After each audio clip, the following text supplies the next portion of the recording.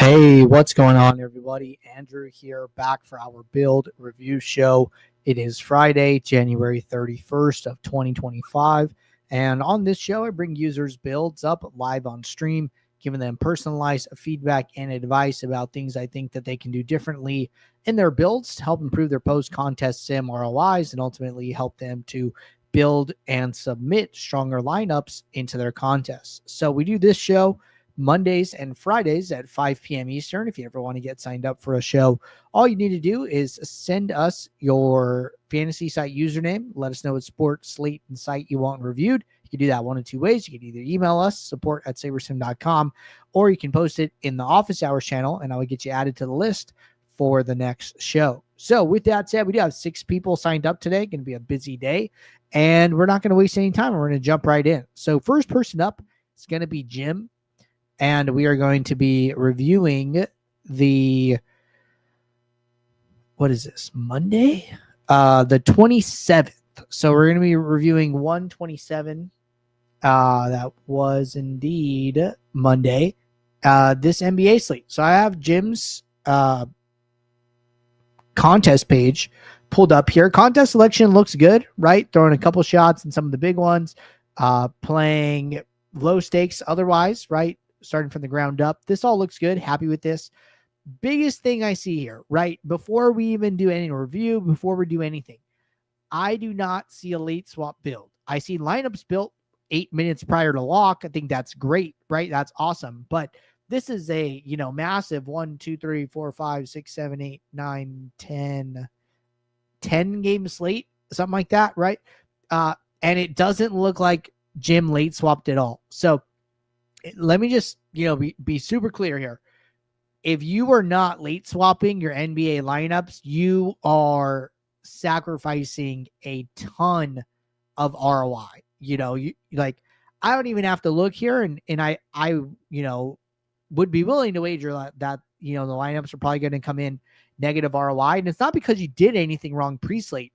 It's because we didn't update for all of the projection adjustments that came out throughout the rest of the day, right? So like your sim average score ends up being lower because we're not re-optimizing the lineups based on how projections update throughout a slate, right? So we'll just pull one of these up. Let's pull up the mini max. This one seems fine. Pull up the mini max. And it loaded, so we'll go over to users. Got Jim here. Greater than or equal to 20 lineups, sort by sim ROI. So neutral sim ROI, right? Negative 0.5 here. Not bad at all. But even sim average score looks better than I thought it would, right? But I'm still like 100%, positive that if, Jim had been late swapping throughout the night, it would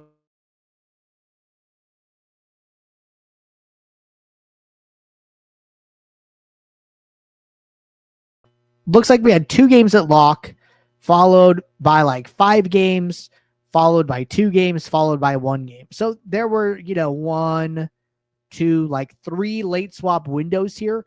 And being that the slate had 10 games on it, I'm like, very inclined to believe that there was like some opportunity to late swap here. So that's the biggest thing, right? Honestly, what I would probably recommend is start late swapping and then come and sign up for another build review. I think that's probably going to give you like a better sense here of like your results and like how you're actually doing, right? And my man Jerry here said it, late swapping is a must in NBA for sure. So let's just jump into this build. So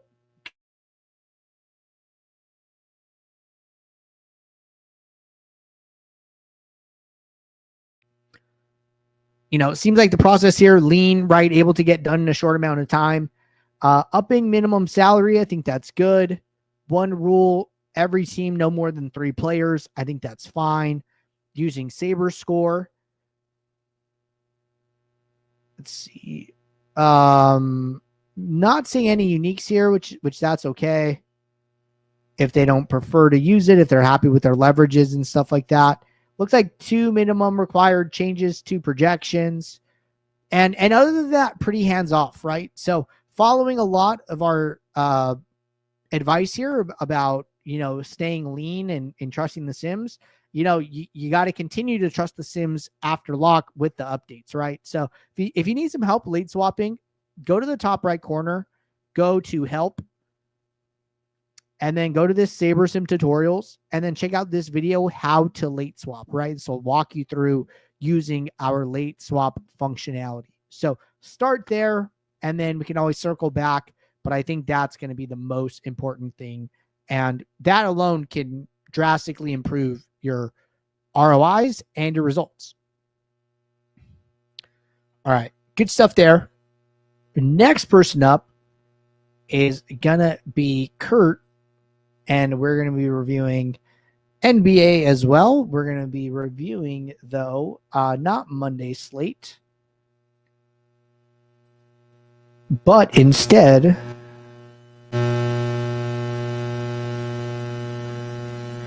we are going to be reviewing not Tuesday. I thought we were going to review Tuesday. Looks like Wednesday. We're going to review Wednesday here. All right, so let me get this up on the screen. So got the build coming up now. Jump over to contest tab. Contest selection looks good. Starting from the ground up here. Happy with this. Let's jump into this mini max and see how these lineups are grading out. Good news here, right? We do see a build. And then we do see a couple swaps. So nice to see Kurt using the late swap here. All right, jump over to users. And we're going to look at people who max this out. Whoa. So we see a negative 84% sim ROI. This is not good. I don't know why we're seeing that. We see a sim average score of 239, which is like 40 points below the other users. So probably best thing to do here, right, is filter for Kurt's lineups, go over to projections, and just see what happened here. Is there like an out player? Seems like we're seeing exposure to like a bunch of low-owned players. This seems like super interesting, right? Look at all the actual ownership here. 7%, 1%, targeting like players under 10%. Wow, it actually looks like they only played players under 10%. This is really kind of weird.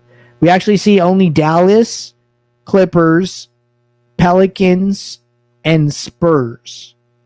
It looks like they only targeted 2 games or 2 teams. Dallas, Pelicans. So I don't know if this is the best example of a slate to review here, just because, I'm actually going to come at this from the idea that maybe they missed lock or something like that, and they had to build all their lineups from the last 2 games on the slate. And the reason I say that is because I come and hover over this build 1 and it says no lineups, and then they have 2 swaps within this like last section. So it seems like they were almost limited to only building with these 2 games. So I don't think this is the best slate to review. Why don't we try a different slate?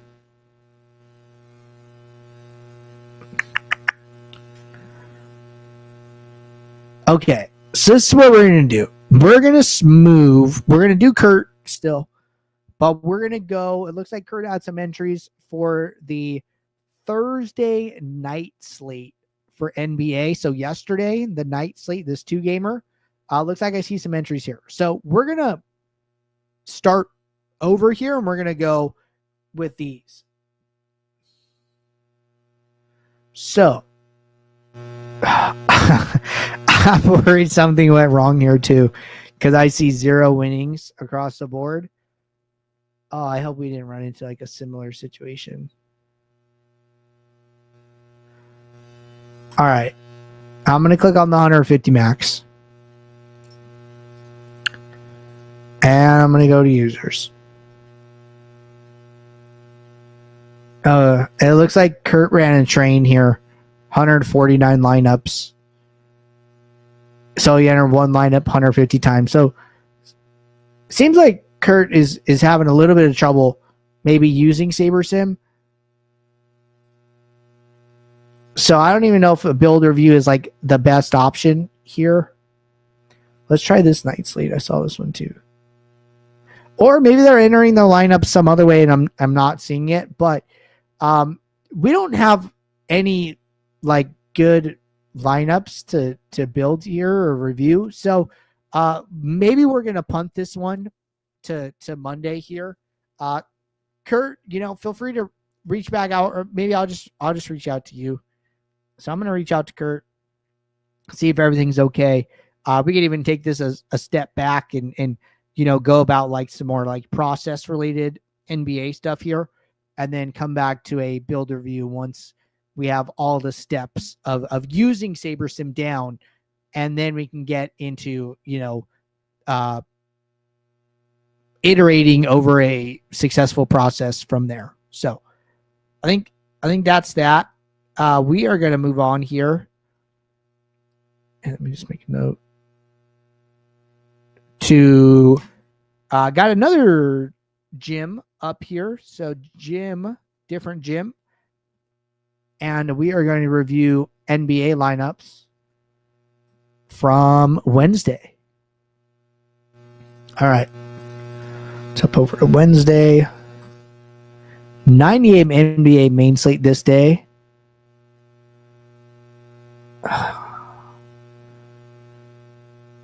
Oh, man. I'm not seeing the lineups. Why am I not seeing them?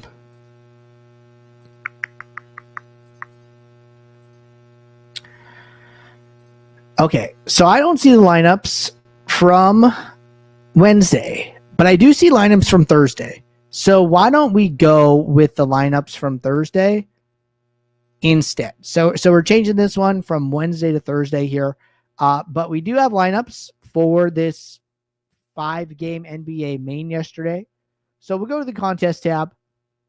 Contest selection looks good. Single entry, 3 max balance, playing a couple entries and something a little bit bigger for fun here. So this all looks good. Happy with this. Now, as far as what we want to review, probably the Minimax, most entries here with 29. So we'll go to the Minimax.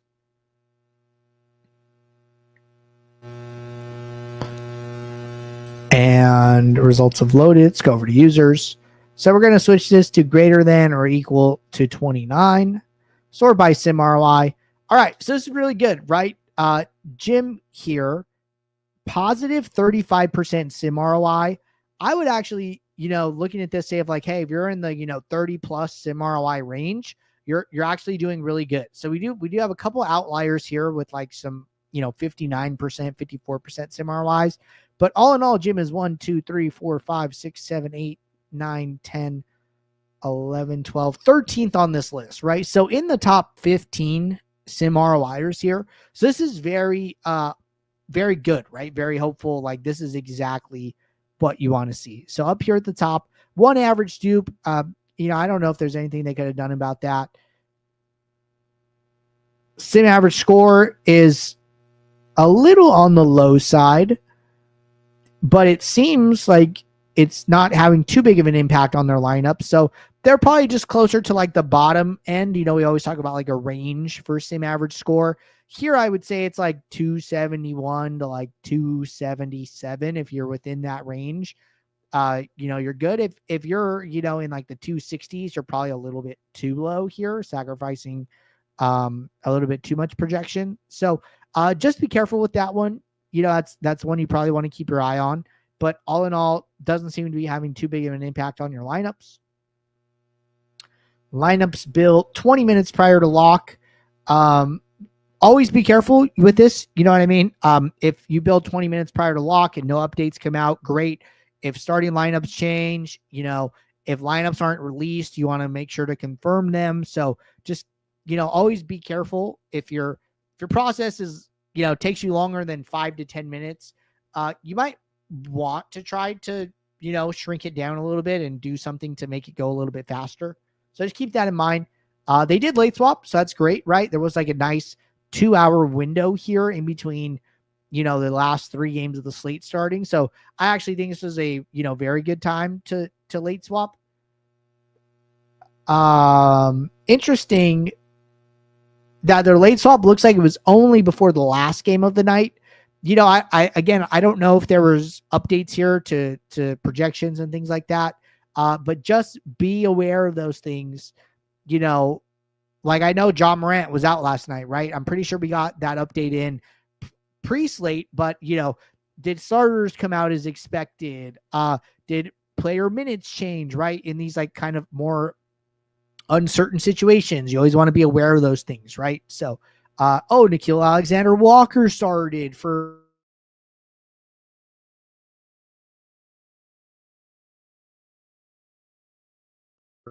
was he projected to be a starter already, or did his minutes change and his projection change, right? So like there could have been a good swap opportunity at, the 6 p.m. Pacific time game start, right? So you just want to keep those things in mind when doing this, right? So it could be that they did swap here. Actually, I'm thinking about this now. They could have swapped here and then swapped here, and then their last swap was the last timestamp here. So, they could have just used one swap window and swapped multiple times. I'm going to go with that as like the most likely scenario here now that I think about it more. So always remember I'm flying a little bit blind here, do my best to interpret the information that I see, but that would probably be my guess. So, with that said, let's go into this pre-slate build. And what do we see? So, default minimax salary, no filters. One rule, no team with more than 3 players on it. Seems fine. Using autofill, using unique rank. Got one filter on for ROI greater than 0. It's awesome. Unique rank, so getting unique lineup in each entry. 3 min uniques across the board here. And then we jump over to the player table.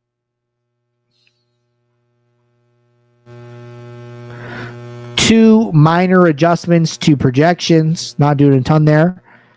And then we see no min or max exposures. So pretty hands-off build. Definitely seems like a process that could be done, in under 20 minutes, probably under like 5 or 10, depending how fast they move. So just keep that in mind. But I like the aggregate metrics. I like everything you're doing in the build, and your sim ROI is, benefiting from that. So really good lineups here. Happy with everything I'm seeing, and keep it up. All right. Good stuff there.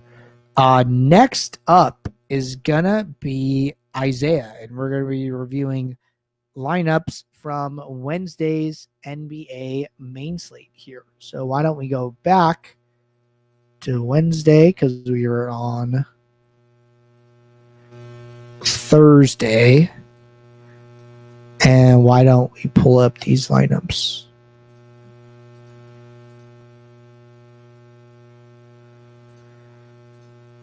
All right, Wednesday main slate. All right, cool. I think we're all set here. So let's get this up on the screen. All right, so starting the contest tab. Contest selection looks like put more lineups into like the flagship here as opposed to some of the others. We always kind of recommend like a ground up approach, right? So like you go in the lobby, you sort by entry fee, and then you max out those smaller ones first, and you just kind of work your way down the list, right? You want to throw like a couple entries into the big one, like, hey, that's totally cool, right? But I probably wouldn't allocate like 75% of my bankroll allocation to like the flagship contest. So just keep that in mind, but that's okay. Let's go and review how your lineup's graded out in this contest.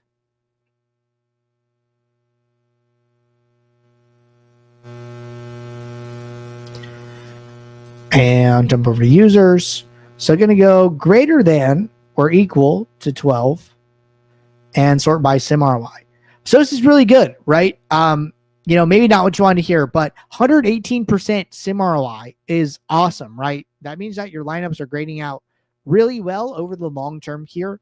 And you are, in the top 15 sim ROIers for sure, right? 1, 2, 3, 4, 5, 6, 7, 8, 9, 10, 11, 12, 13, 14, 15, right? So you're actually exactly the 15th highest sim ROIer in this contest, right? Now, I know that you didn't have a good day, right? Like negative 86% here, but your lineups are optimized, to place high in this contest, right? Like the trickiest part about DFS is like understanding, how big these contests are and how little of the time you actually win them, right? And that's why like taking this ground up approach where like your entry fees, getting more entries in, all that is like super important.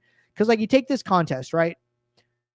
Okay, there's 79,270 people. Let's say you're maxing it out, right? Okay, 150. I'm sorry, I got to do that backwards. 79,270 divided by 150.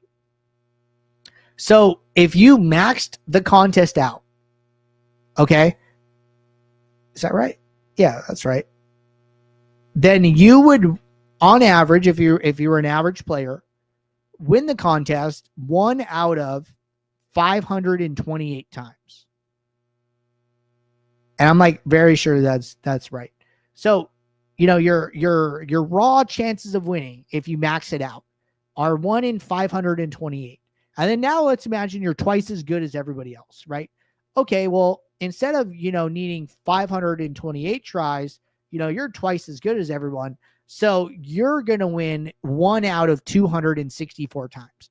You still need to play this contest 264 times in order to win it, right? Even if you are twice as good as everyone else, which is like a really hard thing to achieve. Like this is why it's important to, have good bankroll management, play a lot of lineups, right? Because the more lineups you play, the more you're increasing these chances, right? Like, okay, we said 1 out of 528. Well, what if you're putting 12 lineups into this contest, right? So then we do 79270 divided by 12. Well, now your raw chances of winning are 1 out of 6,605, right? So and then, you're twice as good. Okay, you still got to play the contest, 3,300 times in order to win, right? So this is like why you'll see high sim ROI, but like negative actual ROI is because like, hey, when we played the contest out 100,000 times, right? You do achieve those outcomes like that 528 number, the 264 number, when we're playing the contest out over and over again, you're hitting those outcomes. At the end of the day, the slate plays one time, which is so little in the grand scheme of things. This is why you could see high sim ROI, but see bad results, right? So this is why it's good to play like uncorrelated slates, right? Like you play the night slates, you play the turbos, if you come in here and you just look, right? So there's a 9-game main, but there's a 4-game turbo, and then there's a 2-game turbo, and then there's a 2-game night slate. These 3 slates, the games on them are all different, right? So how your lineups do on the 4-game turbo has no impact to how your lineups do on the 2-game turbo. And then the lineups on the 2-game turbo have no impact on how your lineups do on the 2-game night slate. Playing uncorrelated slates and spreading your action out across those is actually something that can be super beneficial for smoothing out your variance and helping you to realize your equity sooner, because you're getting more lineups in and you're able to take advantage of low stakes contests across all of those slates, right? So that could definitely be something that you might want to experiment with. And I think that could actually end up helping you out a lot here. But as far as like your process, right? The process looks good. Like we just reviewed the process on Friday. We're reviewing the results again. Results are really good. like I'm saying, like, hey, whatever you're doing, it's working. You don't want to switch it up. What you probably want to do is play more lineups at lower stakes and then play low stakes across different slate sizes. Because, like, let's say that, you're playing the main, right? And let's say that, LaMelo Ball goes off. And if you don't have LaMelo Ball in your lineup, you're probably going to lose, right? Well, how LaMelo Ball does has no impact on your 4:30 turbos or your 5 p.m. turbo either, right? So it's like, this is why playing smaller slates can actually be better when you play them all, right? So that's something to keep in mind here. The other thing, right, is that, the Sharks have access to these contests. The best players in the lobbies, right, have access to the $5 contest, to the $3 contest over 25K prize pool. When you're playing these 10 cent, 25 cent, 50 cent, $1, the best players in the lobby can't see those. The giant squids, the Chipotle bros, the, McLovins, the Uticows, like all those guys, can't even see these contests. They're not making up any percentage of the population in those entries, right? And, it's super important to play the weakest opponents because at the end of the day, all the money's green and it doesn't matter, where you get it from. So that would be my advice there. Maybe not exactly what you were looking for, but your process is good. So stick with the process, change up some of these other things that are not process related. They say like, hey, contest selection is like 90% of the battle. And I think that we need to focus kind of on that area and go from there.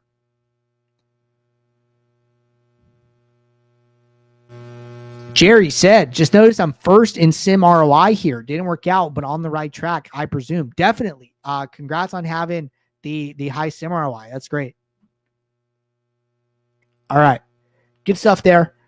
And we're going to be moving on. So next person up here is going to be Raph. And we're actually going to be jumping over to NHL for Monday here. So this will be fun. Mix it up. Get out of the NBA streets a little bit.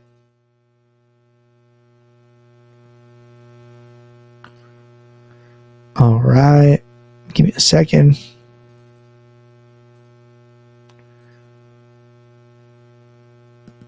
And on Monday, NHL.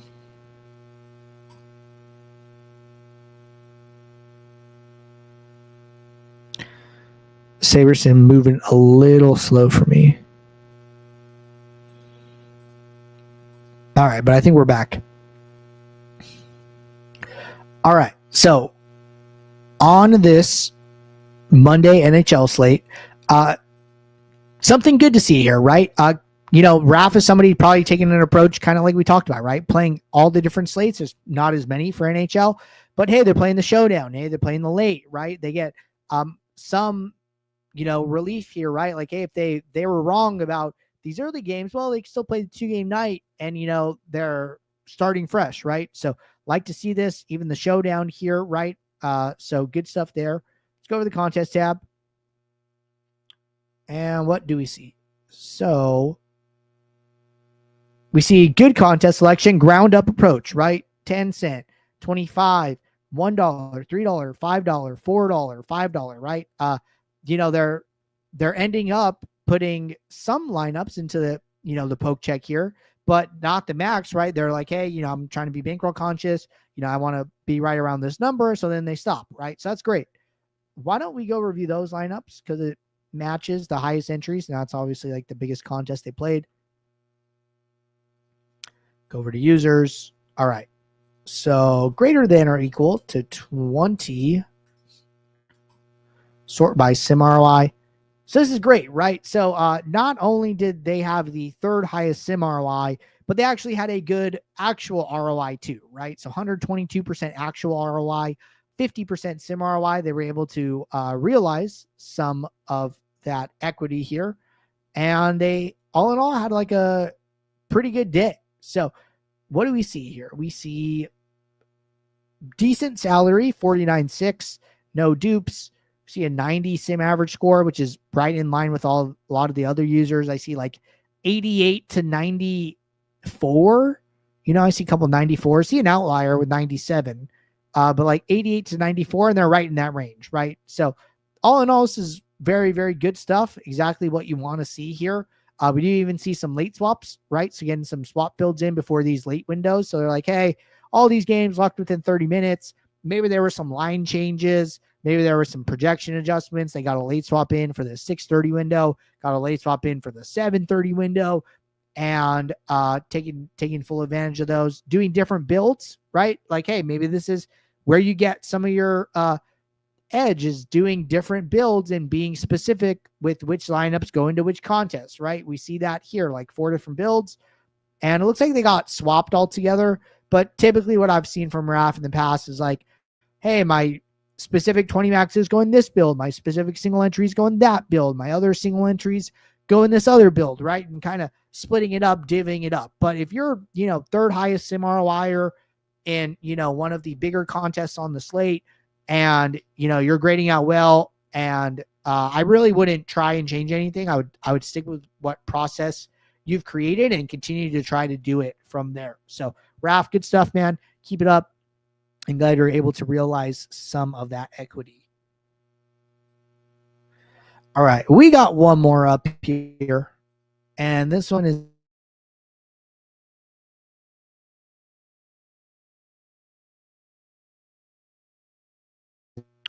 as you guys probably know, we don't have contest flashback for FanDuel, unfortunately, since FanDuel doesn't allow us to download the contest data. But that doesn't mean we can't come in here and review some builds and just, give some ideas about things that we're seeing here. So let's get this up and let's start in the contest tab. All right, 7 contests, 254 entries. This is good, right? Maxing out the 5 cent. I think this is like one of the best contests that you could play on like any given day, especially if you're starting out, right? You're newer, trying to learn how to 150 max. This 5 cent is awesome. Other low stakes, right? Some single entries, 3 maxes, 25 cent entering less than the max, throwing some lineups in the big one. All this is like totally okay. So happy with the contest selection here. Let's see. We got build 4. We got swap 1. Got a bunch of different things going on.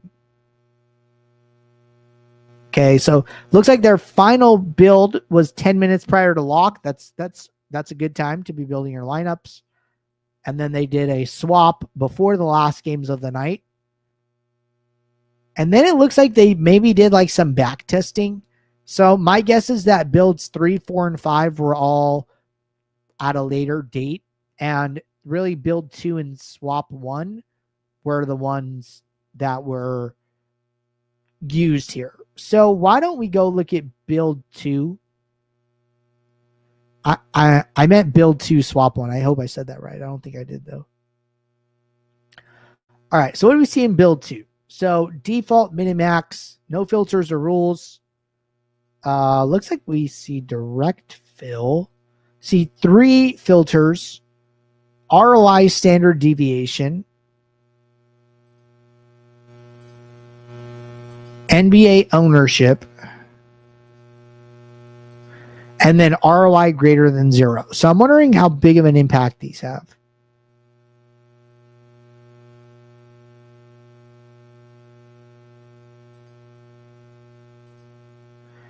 Okay, so my opinion is that some of these are too aggressive.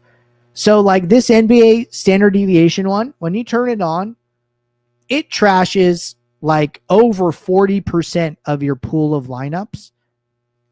And then for the ownership one,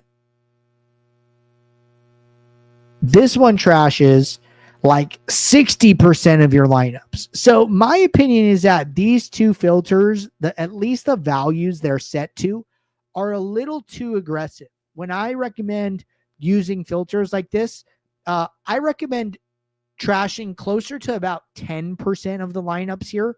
You just kind of want to like trim the fat off, right? Like trim the highest sections off here. So like we want to get rid of like the top 10% highest ownership lineups that are probably going to be closer to like cash lineups. And then, for your standard deviation too, right? you're trying to play lineups with like a little more consistency, right? Well, we just want to get rid of like some of the wildest, boom or bust type lineups. That's the way I think about it. The ROI one, I would let it trash whatever it does. And here it comes right in between this like 10 to 20% range. And, it's kind of where we want to be. And it just so happened to do that. Sometimes it will trash more. I wouldn't worry about it if it does trash more. This one has the added, security of a very large sample size in 100K sims. So that's generally why I'm okay allowing this one to trash more. But I would be inclined to lower the impact that the other two filters have here. I just think it's too much. So give that a shot. What else do we see? So I don't know if they use direct fill or not, but I see, I'm looking at this, right? We're on direct fill. They could just be in direct fill because maybe they were doing some back testing. Remember that in direct fill, your ROI across all your contests will get averaged, right? So we're using target ROI, but we're not in autofill, so it's not contest specific here. So right now the ROI is being averaged across them all. So it's not always ideal, especially when you're playing, 1, 2, 3, 4, 5, 6, 7 different contests, different contest sizes, different entries allowed, all those things. You probably want to be a little bit more specific. So what you can do, right, is if you want to stay in direct fill, you can go contest by contest, checking one at a time, going to the lineups, saving them, and then going to the second contest. Or you can utilize the